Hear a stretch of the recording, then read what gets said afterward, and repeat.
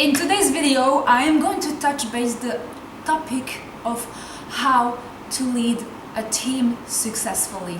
I'm going to give you tips and great advice from my own professional experience, so keep watching.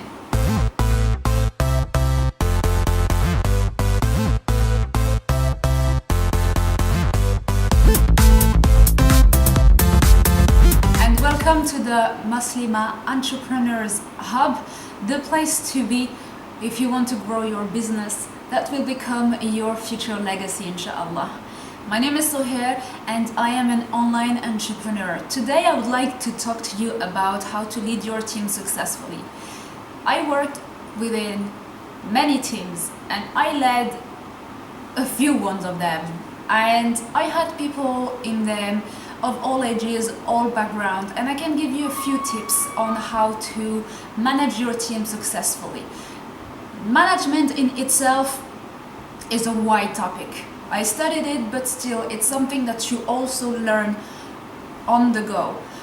But I believe that a manager should be a manager because they have some sort of passion into it, because it's important for them and it makes them happy to manage team, to manage people and have a relationship with them.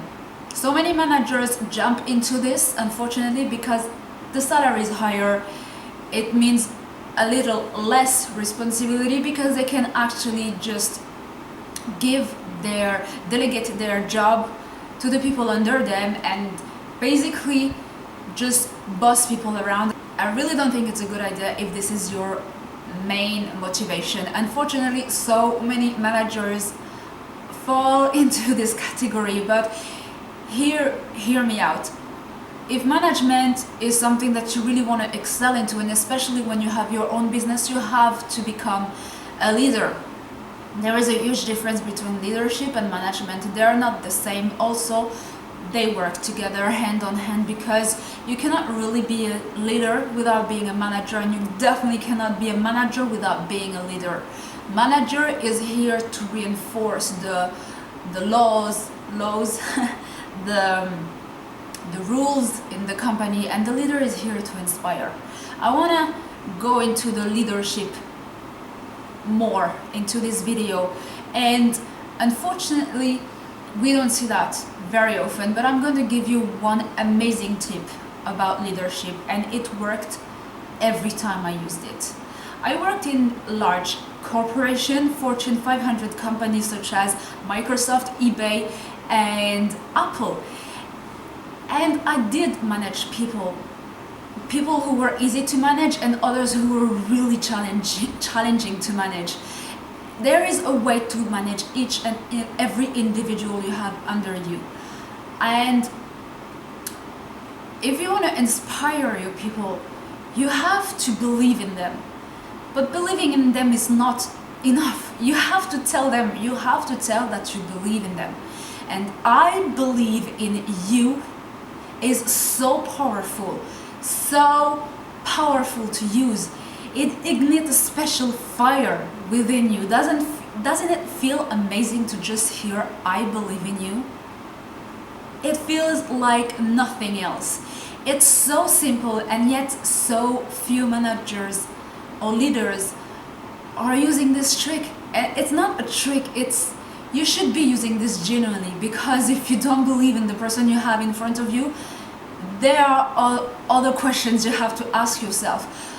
But chances are that your team is performing one way or another. There are always positive points to take out. Anyway, all that to say that if you believe in your team members, the people that you are supposed to lead, you have to tell them. They crave to hear this, and if it's the case and you say that to someone, you have no idea how it will strengthen your relationship with them.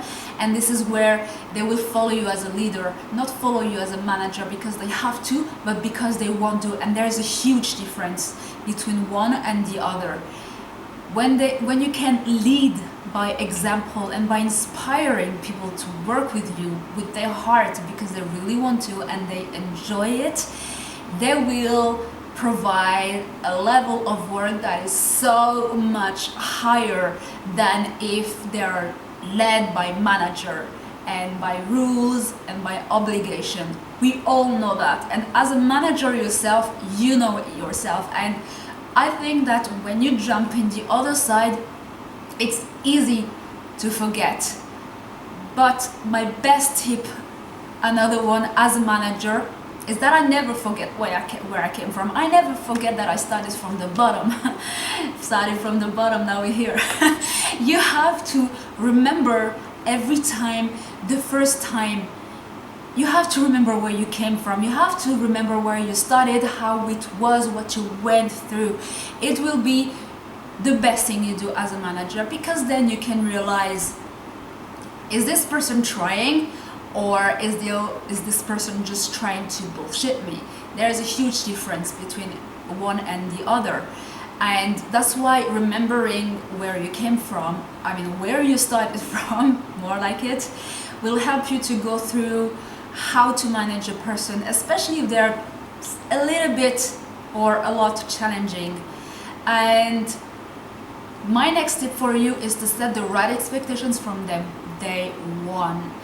There are so many businesses, especially small businesses, that don't understand the importance of the hiring process and the importance of the onboarding session. So when you onboard a new employee, you have to set the right expectation with them from day one about what you expect from them, to follow the rules and everything, what are the target, and until how long you give them to achieve those targets. But most of all, and which is really important as a manager, you should never forget to be a coach. You're here to coach them, and this is where on their first day people are scared. They are so happy to have this job and they just want to prove themselves, and this is the best time for you to start linking your relationship to make sure that they follow you as a leader, but that they know that you can also be a manager.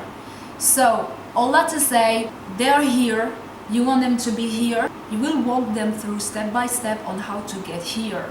And this is where your employee will start trusting you from the get-go, and this is the best thing you can do from the beginning.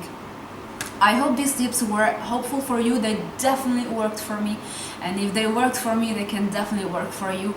If you liked this video, and there are gonna be so much more coming up, subscribe and share. Thank you for watching, and until the next time, have a great day.